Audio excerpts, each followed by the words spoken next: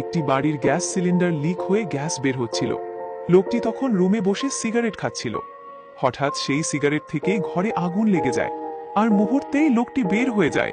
আগুন ছড়িয়ে পড়ে পুরো বিল্ডিং জুড়ে।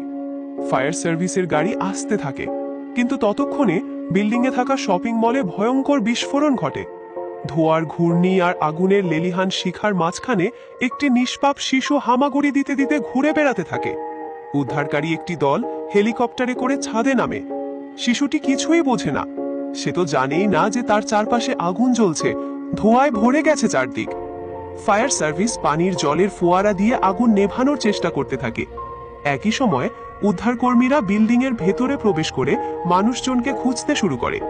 অন্যদিকে শিশুটি নির্বিকারভাবে একা একা খেলতে থাকে ছোট্ট একটি রুমে, হাসি মুখে। ঠিক তখনই এক উদ্ধারকর্মী রুমে ঢুকে শিশুটিকে দেখতে পায়।